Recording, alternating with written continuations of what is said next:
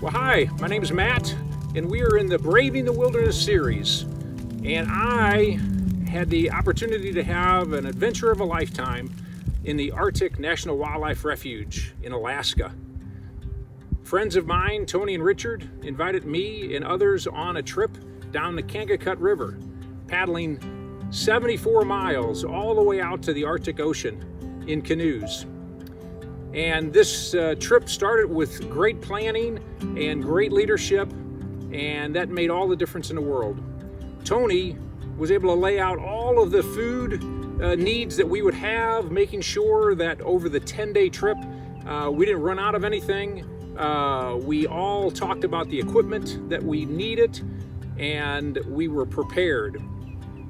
Ultimately flying out to Fairbanks, Alaska, and then from Fairbanks to Arctic Village. And then we took individual bush plane trips from Arctic Village all the way to the landing point on the Kongakut River. Well, Richard asked that I go on the first plane because he said, you'll experience something you've never experienced before if you're the first plane in. And I said, sure, I'd love to do that. So it was great. I ended up sitting in the co-pilot seat as this bush plane pilot was flying around the mountains and then diving down into the Kongakut River Valley and landing on this really small island. That was thrilling as it is. Well, we landed, we unpacked our gear, the plane turned around and flew off, and we were there. And I was absolutely awestruck by all of God's creation, looking around 360 through this vast openness, this wide open space that we are hundreds and hundreds of miles from any civilization. It was just amazing, and it was an experience that I will never forget, and I appreciate Richard allowing me to have that. Well, the other plane loads of gear and people came, and we got our tents up, and we got our gear stored away at the campsite, and we started building our canoes out. It was pack canoes, so they're built of fabric and aluminum poles, so they have some flexibility actually. It's kind of an interesting design.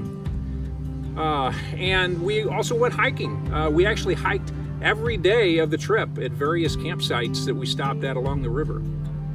Well, the next day, we put our gear into the canoes. You're talking hundreds of pounds of gear.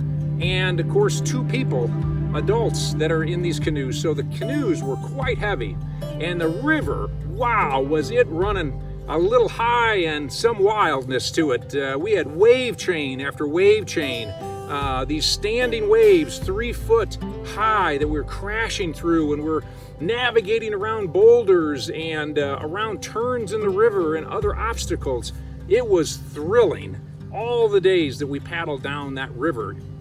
That first night on the paddling, after paddling, we stopped, set up camp, and we got our gear stowed away, and we made sure that we were bear-proof as much as we possibly could, taking precautions to put food in bear-proof containers and store them quite a distance from our campsite.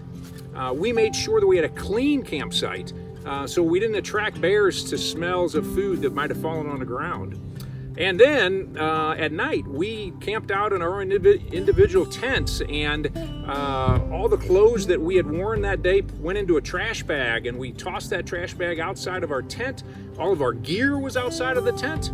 Only thing in the tent was a sleeping bag and an air mattress, because you didn't want to have a bear snuggle up with you in the middle of the night. That would have been a little rough. Didn't want to have any smells attracting them. Well, as we continued on down the river and stopping at various campsites, seeing just God's creation unfold in front of us with all the animals we experienced and all the different topography of the land, because as we paddled each day, we got closer and closer to the Arctic Ocean and the flat plain that lays out before that. So campsite number 5, that was the one I remember the most, because we went on a hike that day, of course, as we always did. And we were in this dry riverbed, and I was kind of out in front of everybody else, so I got out of the dry riverbed earlier than anybody else. And of course, when you're out hiking, you're always saying, hey bear, making sure that you don't surprise a bear in a bush or something. You want to make sure that they know you're there. And then you have your head on a swivel. You're always looking. So there I get out of that dry riverbed and start walking, and I'm saying, hey bear, and then I'm looking, and I look over my left shoulder, and there a bear's head is sticking out of an Arctic willow.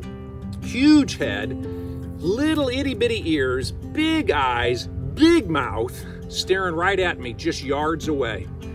Wow, well, I did 2 things wrong and 1 thing right in regards to that bear encounter. I did not deploy my bear spray. I didn't even get it out. I totally forgot I had it. That was a bear problem. Then I turned my back on the bear. Don't want to do that. But the one thing I did right is I didn't run. I walked really slowly towards the group. So this bear stands up, and the willows are probably 7 foot or more tall, and the bear stands up beyond that. Now I can't see the bear, but the other people in the dry riverbed can, and the bear saw him and then ran away. Well, Tony later on told me that bear just did a risk assessment. If it was just me out there, I might have been his dinner that night. But because we had other people with us and he could hear us, then he decided not to attack. Well, that will always stay with me as a memory. We continued on down the river, and you get into an area where there's ice built up on each side of the river. The river has kind of created a channel between these ice flows. And so we're paddling by these massively high 10 and 12 foot sheets of ice with all these colors in the ice. It was just absolutely gorgeous. We actually stopped and got on top of the ice a few times. Well, as we continued to paddle, we got into the delta of the Kongakut River where it meets up with the Arctic Ocean. An icy reef is right there. This stony reef that's about 45 yards wide, and we pulled up there, took our gear out of our canoes, and got the canoes onto the other side, which is where the Arctic Ocean was there. We paddled in the Arctic Ocean. We saw icebergs as big as buildings just flying by. It seemed like they had motors on them. They were moving so fast. And we had these ice sculptures that were made by the wave action in the Arctic Ocean. Absolutely stunning. God's creation in all its glory. Such peace just washed over me on that trip, and many times, and that was one of them. God's peace is there in the midst of a wilderness adventure.